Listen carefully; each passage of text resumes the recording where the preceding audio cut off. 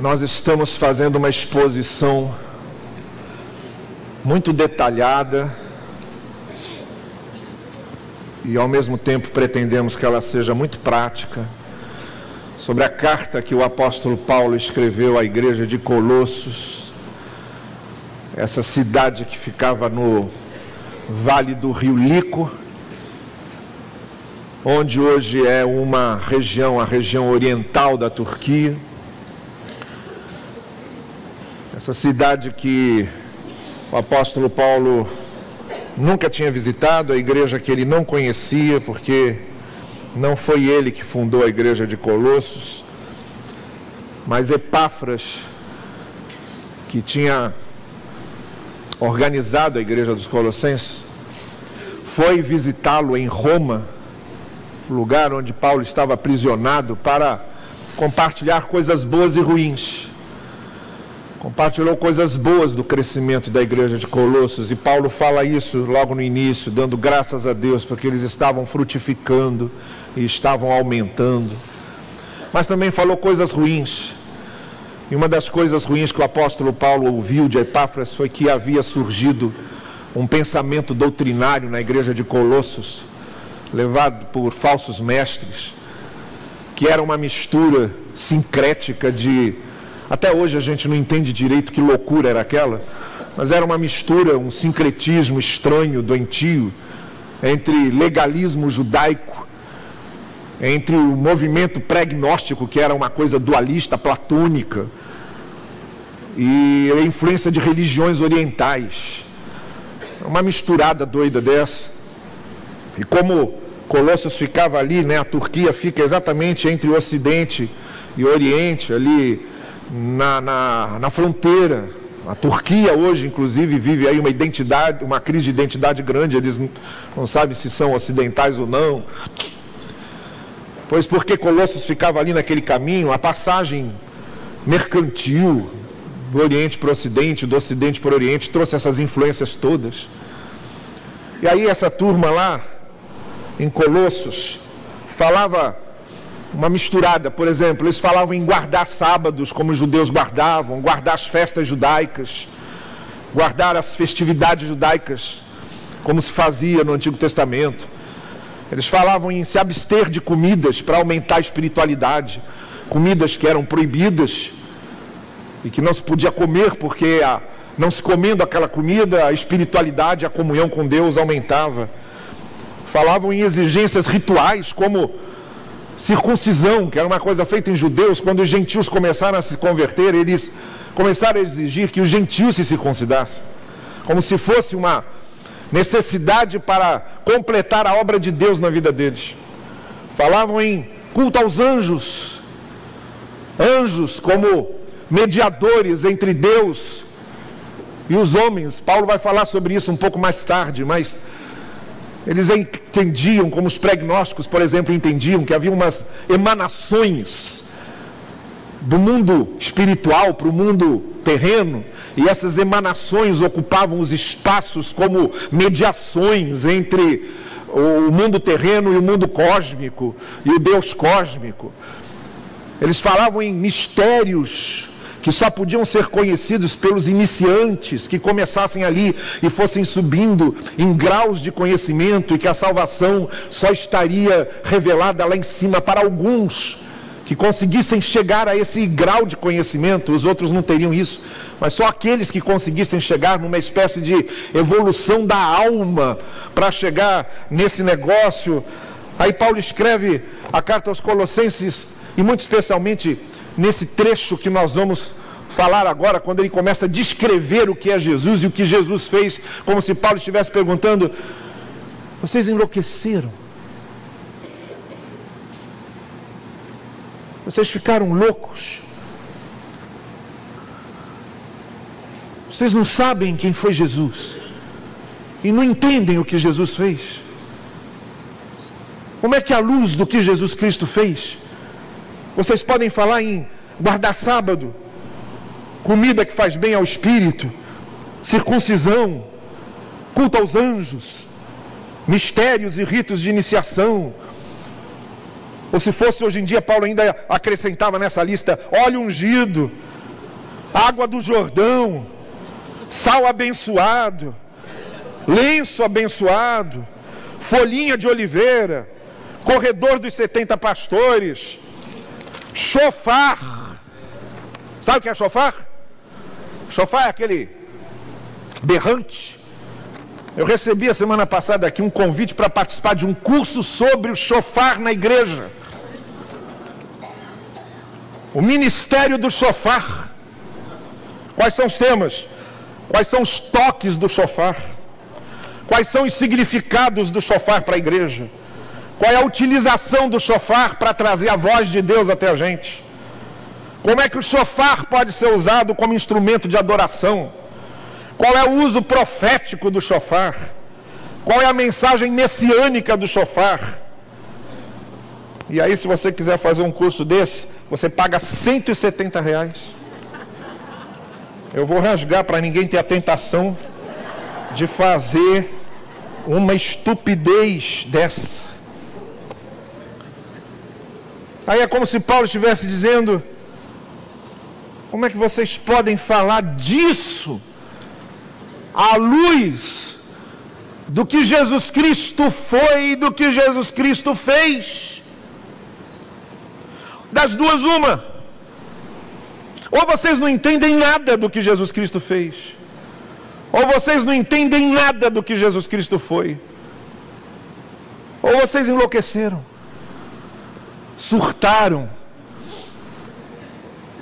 E é aí que nós chegamos aos versículos 13 em diante, quando Paulo começa a descrever quem Jesus Cristo foi e o que ele fez.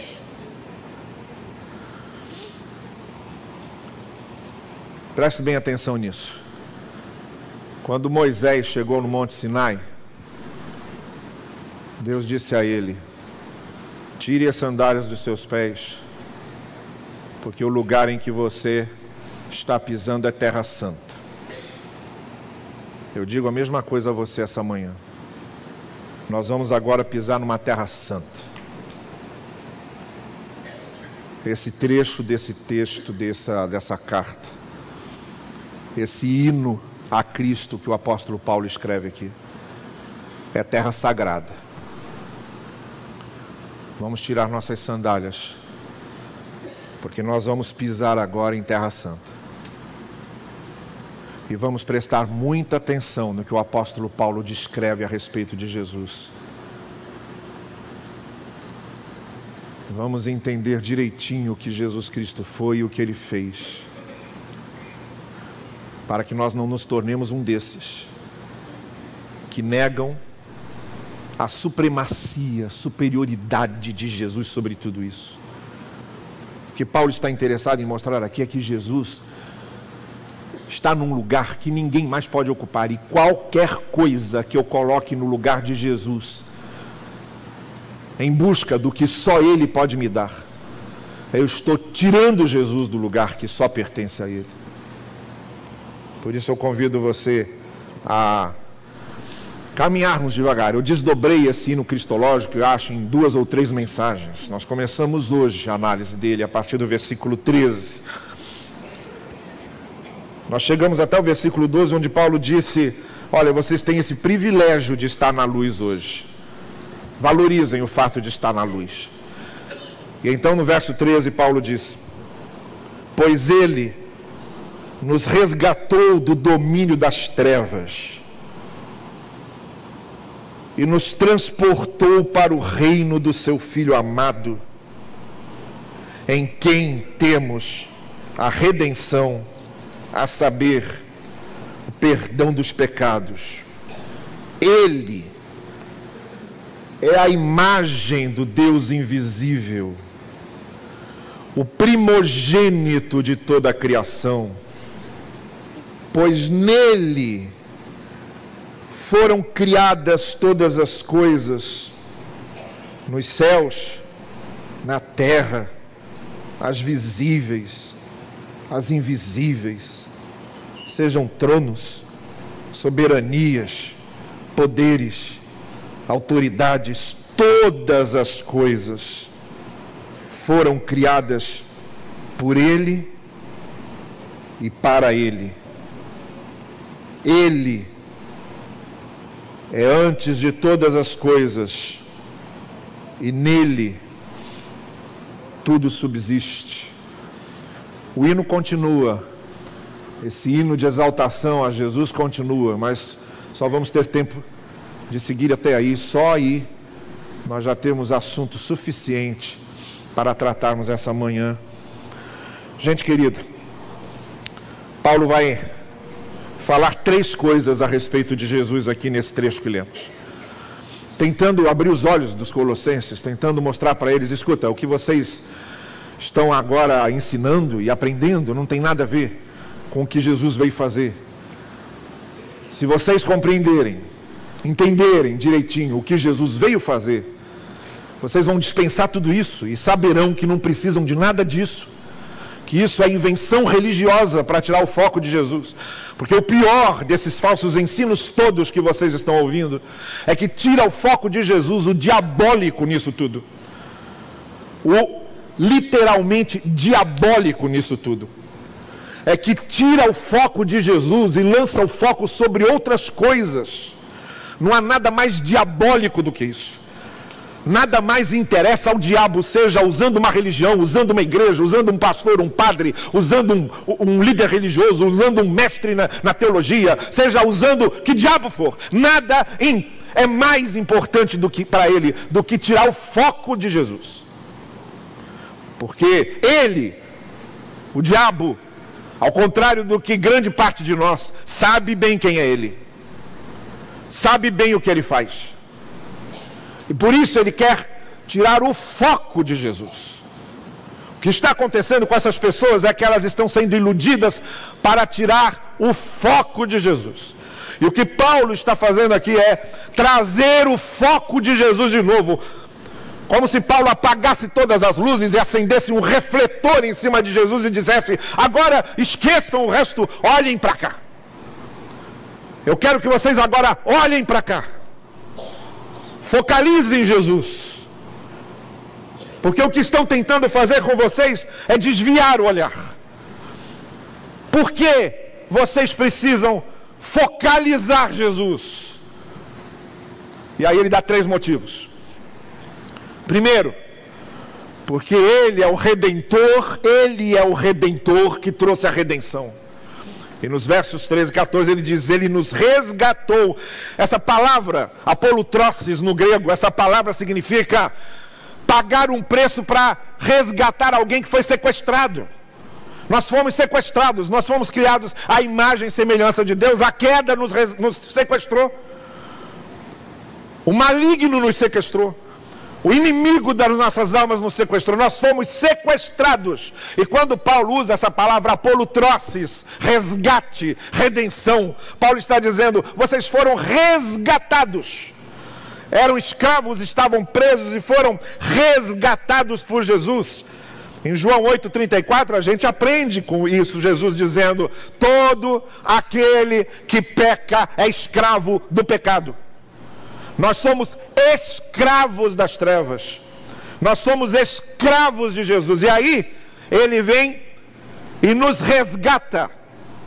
Paga um preço alto, que é o preço do seu sangue, e nos resgata. E diz Paulo ainda: e nos transporta para o reino da luz. Ele nos resgata e nos transporta.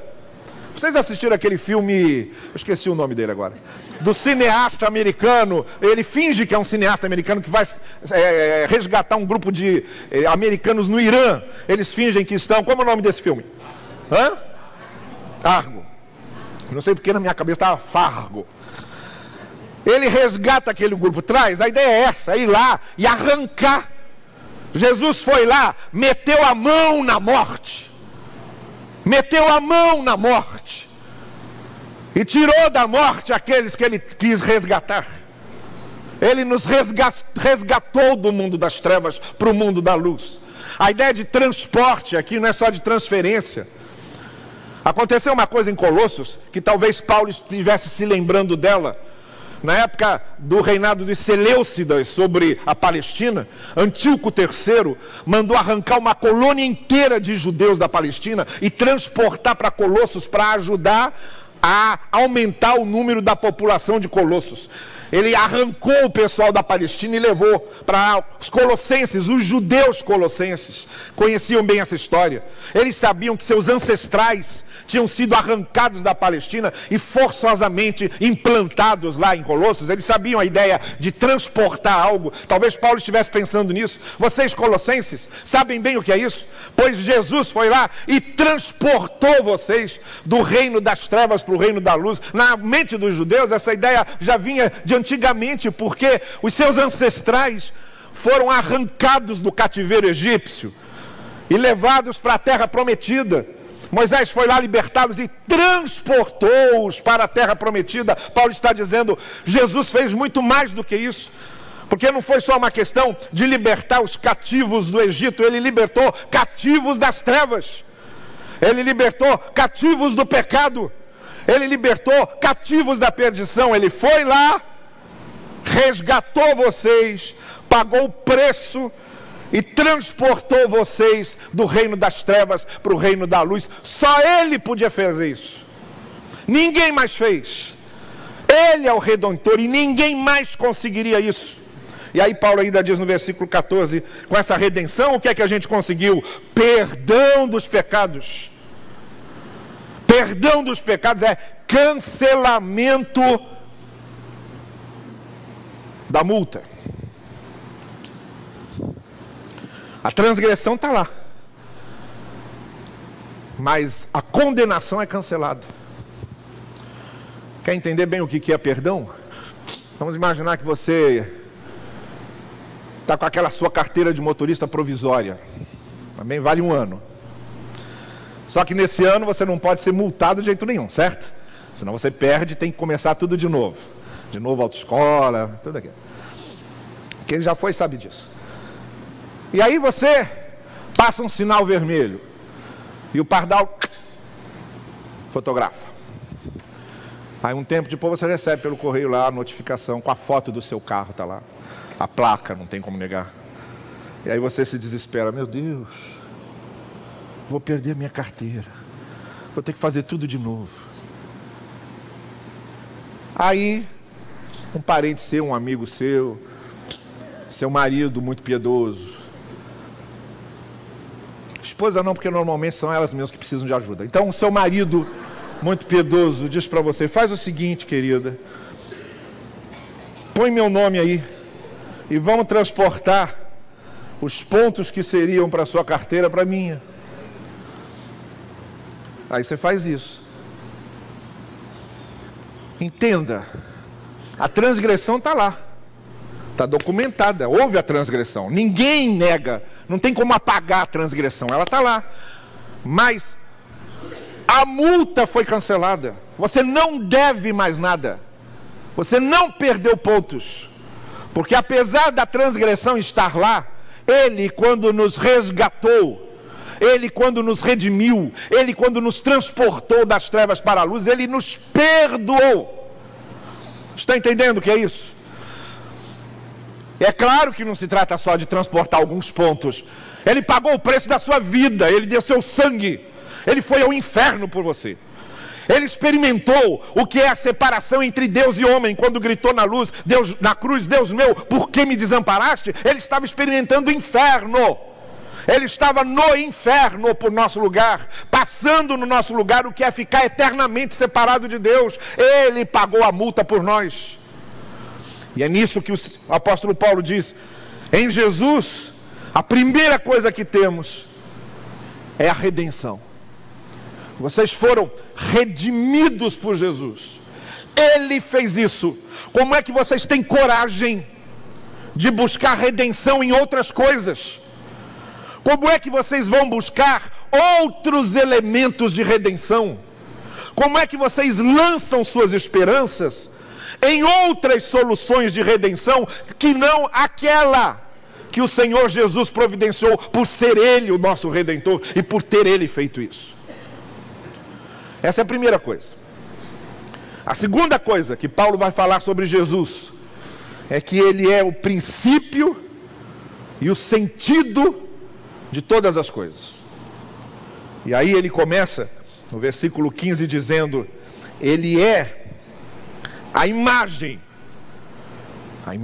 do Deus invisível, isto é, Jesus tornou visível a imagem invisível de Deus. A primeira coisa que a gente pensa é que Jesus mostrou um retrato de Deus. Não quer dizer isso. Jesus não foi uma reprodução plástica do que Deus era.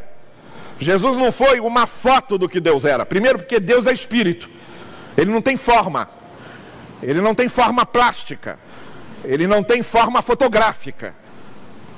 Deus é espírito. Quando Filipe pergunta a Jesus: mostra-nos o Pai. Lembram disso? O que é que Jesus responde? Filipe, eu estou há tanto tempo com vocês. Como é que você pede para eu mostrar o Pai? Eu e o Pai estamos aqui. Eu estou do Pai e o Pai está em mim. Quem vê a mim, vê ao Pai. Agora, a palavra imagem aqui não quer dizer essa reprodução fotográfica de Jesus. Quer dizer que Jesus foi aqui exatamente o que Deus é. A imagem de Deus significa que o modo de Jesus agir, o modo de Jesus fazer as coisas, a maneira como Jesus administrou o seu convívio com as pessoas, denunciando, apontando erro, perdoando, repreendendo, demonstrando misericórdia. Ele é a imagem de Deus porque ele reproduziu aqui exatamente a maneira como Deus age, como se ele estivesse dizendo: quando vocês olham para mim, vocês podem entender como Deus age. Vocês vão entender o que é a justiça de Deus olhando para mim. Vocês vão entender o que é a misericórdia de Deus olhando para mim. Enfim, quem vê a mim, vê ao Pai, significa que Jesus, em sua maneira de ser entre os homens, mostrou como Deus age entre os seres humanos. A imagem de Deus, nós nunca saberíamos o que sabemos a respeito de Deus se Jesus não mostrasse. Se Ele não fosse essa imagem. Se não tivesse se encarnado, se tornado ser humano como nós, para viver entre nós como Deus conosco. Ele é a imagem de Deus em ninguém mais. Nem nos santos, nem Maria, nem líder religioso nenhum. Em ninguém mais nós temos a imagem de Deus. A imagem de Deus foi revelada por Jesus. Ele é a imagem do Deus invisível que se tornou visível. E mais, ele diz que Jesus é o primogênito de toda a criação. A palavra primogênito significa aquele que nasce primeiro. O primogênito, numa família, o primeiro filho, normalmente tem os primeiros direitos. Não é assim que acontece? Em termos de herança, quem herda mais. Naquele tempo, por exemplo, Jacó quis inclusive roubar o direito de primogenitura de Esaú para levar as vantagens que Esaú tinha. A bênção do primogênito também Jacó roubou. Porque a bênção do primogênito era especial. O primogênito, filho de um rei, está na linha sucessória do trono direta. O rei morre, a rainha morre, o primeiro que assume o trono é o primogênito. Eu sou primogênito. Quem é primogênito sabe como é que as coisas acontecem dentro de casa, não é isso? A minha irmã vive dizendo isso. Filhinho do papai, filhinho da mamãe. Primogênito tem suas regalias. Mas aqui primogênito não significa aquele que veio primeiro em termos cronológicos. Paulo está dizendo que Jesus é o primogênito no sentido de que ele existia antes de tudo existir. Ele é o primogênito da criação porque ele já existia quando as coisas começaram a ser criadas. Ele é o anterior a tudo que é anterior, como diz Santo Agostinho. Ele é aquele que está antes de todos os antes. É o começo de todos os começos. Ou Tomás de Aquino, é a causa não causada de todas as causas. Ele é o anterior a tudo, é o primogênito de toda a criação. A outra expressão que Paulo usa é nele, ainda no verso 16, nele foram criadas todas as coisas, coisa que a gente já tinha lido também no Evangelho de João, quando o Evangelho de João diz todas as coisas foram feitas por intermédio dele, sem ele nada do que foi feito se fez, nada existe que não tenha sido criado por ele. Aí Paulo ainda completa, nem tronos, nem as coisas visíveis, nem as invisíveis, nem... O que estava acontecendo é o seguinte: Colossenses, tudo foi criado nele, ele estava antes de tudo. Não tem anjo, não tem emanações espirituais, não tem forças espirituais e cósmicas. Ele está antes de tudo, ele é superior a tudo isso. Ele está acima de tudo isso. Anjos vieram depois. As coisas que vocês chamam de agentes espirituais são menores que ele. Tudo que foi criado veio depois dele e foi criado nele, foi criado para ele. Mais que isso, tudo aponta para ele. E o que não aponta para ele não vem dele. Deixem, diz Paulo, de divinizar o que não pode ser divinizado. Deixem de exaltar o que não pode ser exaltado. E por fim, a terceira coisa que Paulo fala a respeito de Jesus está aqui no verso 17. Porque ele é antes de todas as coisas. E agora eu gosto, é uma das palavras que eu mais gosto no Novo Testamento, no grego do Novo Testamento. É o que a gente chama de palavra hapax. Ela só aparece aqui. De todo o Novo Testamento, de Mateus até Apocalipse, de todos os capítulos, de todos os versículos, essa palavra só aparece aqui. É uma ocorrência única dessa palavra. Quando Paulo diz, nele subsistem todas as coisas. Em Jesus, todas as coisas subsistem. Tudo subsiste nele.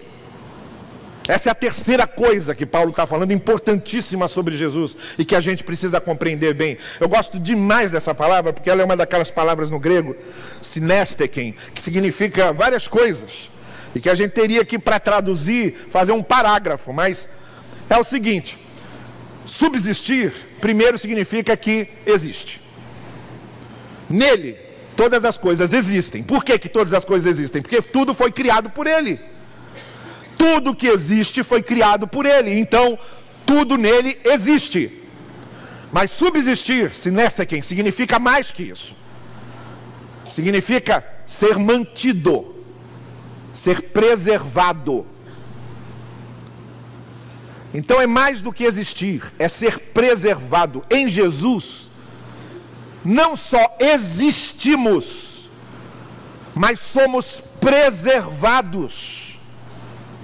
Nós só somos preservados em Cristo. Isto é, só há a eternidade, só há pós-mortem, só há vida eterna, só há preservação da vida em Cristo, porque nele as coisas existem e nele também as coisas são preservadas. Mas ainda tem um terceiro sentido nessa palavra, que talvez seja o mais bonito de todos. Subsistem, synesteken, significa ter sentido. Veja, as coisas existem,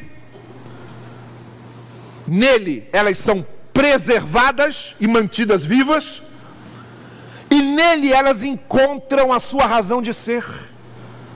Nele elas encontram o seu sentido de ser. O que Paulo está dizendo é que em Jesus nós existimos porque ele nos criou, somos mantidos porque ele nos dá vida, e encontramos a nossa razão de ser, encontramos o sentido de tudo isso.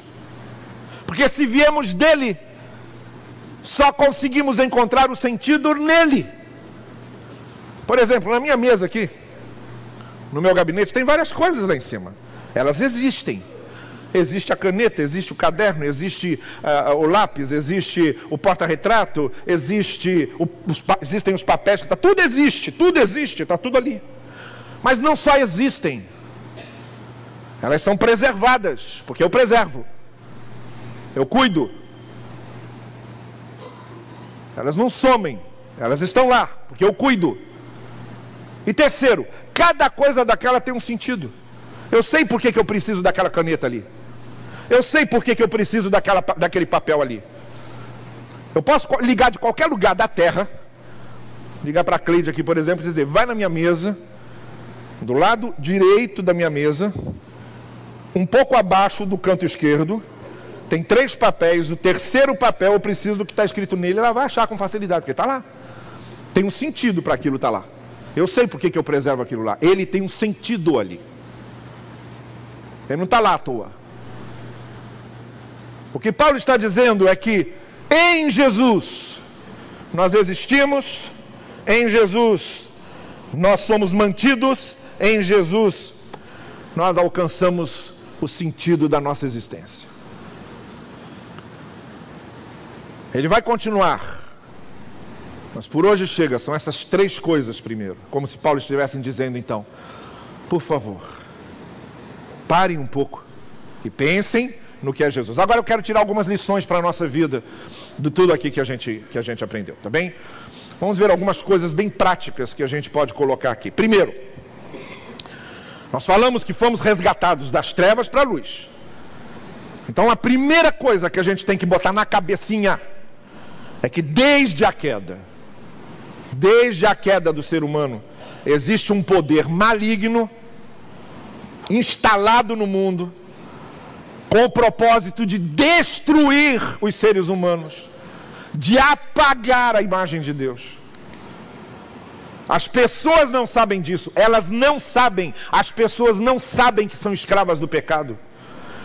E Paulo explica porque Paulo diz, o Deus desta era, o poder maligno dessa era, cegou o entendimento delas, cegou o entendimento dos descrentes, para que não vejam a luz do Evangelho. Elas não conseguem ver a luz do Evangelho, então elas não se compreendem como perdidas, elas não sabem, mas são escravas do pecado. Porque há um poder maligno instalado no mundo desde a queda. Mas o fato de não saberem disso, não as inocenta.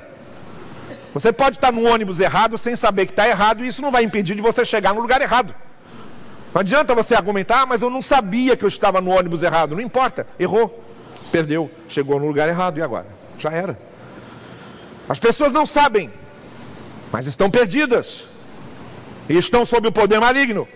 Em 1 João, João diz, sabemos que somos de Deus, e que o mundo está sob o poder do maligno. E diz mais, aquele que pratica o pecado é do diabo, porque o diabo vem pecando desde o princípio. Para isso o Filho de Deus se manifestou, para destruir as obras do diabo. O que eu quero dizer aqui é que há palavras aqui, quase não são usadas mais em púlpito. Maligno, pecado, diabo, obras do diabo, nada disso se fala mais quase. O que se fala hoje em púlpito é, Deus quer abençoar você, Deus quer lhe dar a vitória, você é um vitorioso, você é no centro de tudo. Ou então, manipular as pessoas, acenando para elas garantia de coisas materiais e passageiras, para alimentar sua ganância. Prosperidade financeira, saúde que não acaba mais, emprego bom, aumento salarial e coisas que vão atraindo os gananciosos sempre. É isso que se ouve de púlpito. Mas quase nada se fala mais sobre a perdição em que estamos. Porém, a mensagem do Evangelho é essencialmente essa. Estávamos nas trevas porque há um poder maligno de trevas. E o Senhor Jesus nos transportou das trevas para a luz. Segundo, fomos transportados das trevas para a luz, tá certo? Então agora a nossa satisfação é andar na luz. A nossa satisfação se concentra nas coisas da luz. É inadmissível que os libertados das trevas continuem tendo prazer com o mundo das trevas. Não há como entender que pessoas resgatadas pelo sangue de Jesus Cristo, trazidas para a luz, continuem a se comportar como se pertencessem às trevas. Sobre isso, o apóstolo João diz: como é que pode alguém assim ter comunhão com Deus, se Deus é luz e nele não há treva nenhuma? Ou ainda, como podemos afirmar que temos comunhão com ele, pergunta João, se no entanto andamos nas trevas, mentimos e não praticamos a verdade? Terceiro, o perdão dado por Deus na redenção é uma dádiva. Quando nós somos resgatados por Jesus, nós somos perdoados. Havia o muro da culpa, esse muro é derrubado. Havia uma barreira que nos separava do Criador e essa barreira é derrubada. Ou como diz Paulo em Romanos, agora já não há mais nenhuma condenação para os que estão em Cristo Jesus. Porque Ele nos perdoa e nos resgata. O diabo não pode mais nos acusar de nada, porque nós somos resgatados e perdoados pelo sangue de Jesus. Foi por isso que Martinho Lutero escreveu Castelo Forte naquela estrofe, dizendo: se nos quisessem devorar, lembram disso? Demônios não contados, não nos podiam assustar, nem somos derrotados. O grande acusador dos servos do Senhor, já condenado está, vencido cairá, por uma só palavra: perdoado. Eu podia até cantar isso, mas não vou não. Quarto,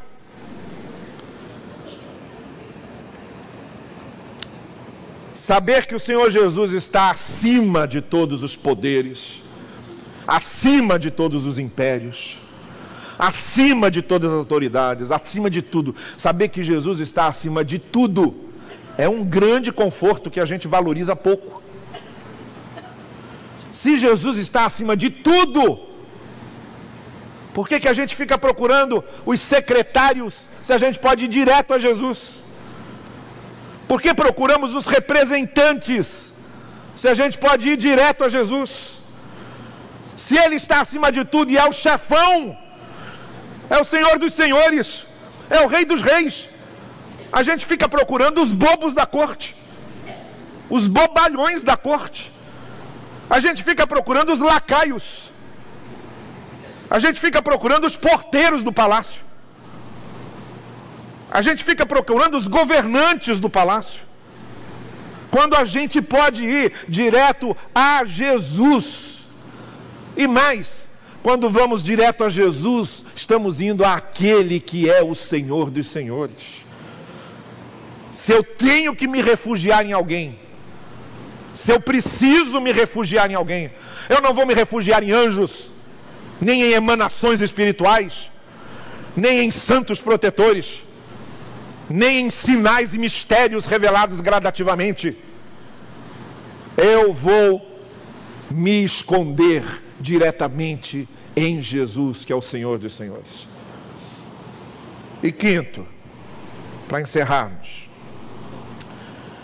o Senhor Jesus dá sentido a todas as existências. Tudo que existe só alcança sentido em Jesus. Não é isso? Não é isso que estão todos procurando? Não é isso que estão procurando? Não é essa a grande angústia dos filósofos e dos poetas, dos artistas e dos pensadores? No fim de tudo, quando a gente finalmente pousa a cabeça no travesseiro, no meio da noite, no silêncio do escuro, não é esse o pensamento que vem à nossa cabeça? Qual é o sentido da minha vida? E quando a gente lembra que o tempo está passando e que daqui a pouco nós chegaremos à morte, não é isso que vem à nossa cabeça? Qual é o sentido da nossa existência? Não é assim que acontece? Pois o apóstolo Paulo deixa claro que o verdadeiro sentido da vida só pode ser encontrado em Cristo. Nós viemos dele, viemos para Ele. Quando a nossa vida é vivida em Cristo, no seu querer, todas as coisas fazem sentido, até o sofrimento, como diz o apóstolo Paulo. Mas depende de estar tudo em Cristo. E é aí que Paulo fez esse hino de exaltação a Jesus. Eu estava me lembrando que tempos depois dele veio Lutero, E tempos depois de Lutero veio Jesus, a Alegria dos Homens, do Johann Sebastian Bach. Foi uma exaltação de Cristo como Jesus, a única alegria dos homens, né? Essa música que está tocando aí. Mas tem um poema do Joia Júnior, chamado Jesus, a Alegria dos Homens. Você conhece a música? Mas o poema do Joia Júnior diz assim, e eu gostaria de encerrar essa palavra com essa exaltação especial a esse, que é o Senhor dos Senhores, que é a única alegria verdadeira que temos revelada por Deus a nós. E ele diz assim: ó Jesus, agora e sempre, Tu és a nossa esperança, Tu és a nossa alegria. A alegria manifesta que brotou de uma simples e modesta estrebaria. A alegria nunca ausente, que resgata o perdido e faz dele um novo ser. A alegria cristalina, a alegria tão serena, que conforta e dá alento e nos enche de poder. Tu és a nossa alegria, santa alegria, Senhor. Por isso cantamos hinos, temos prazer no louvor. Cantai, povos da terra, trazei harpas e violinos, oboés, cítaras, guitarras, harmônios, símbolos, sinos, clavicórdios, fanfarras, coros de santos e mártires, meninas e meninos. Cantai, ó povos da terra. Trazei trombetas, tubas, flautas, flautins, clarinetas, clarins, tambores, orquestras inteiras, emocionados cantores. Cantai, ó povos da terra. Trazei pássaros e fontes, rios e ventos, rochas, árvores enormes, alvos, lírios orvalhados, palmas viçosas, sons da noite, vozes múltiplas dos animais e das águas, das pedras, dos abismos, das florestas intocáveis, dos mundos subterrâneos, sons da madrugada clara, estalos de galhos verdes. Trazei também doces ruídos domésticos, talheres, louças brancas, sons de fábricas, ruídos de teares e bigornas, madeiras, metais, passos pesados de botas de militares perfilados, passos macios e quentes de sorridentes crianças. Cantai, ó povos da terra, na tarde pesada e morna, na aflição ou na aventura, ao nascente ou ao poente. Cantai com todas as forças, cantai até a exaustão, cantai de dia e de noite e de dia. Jesus, Senhor dos Senhores, Tu és a nossa esperança, Tu és a nossa alegria. Esse é o Senhor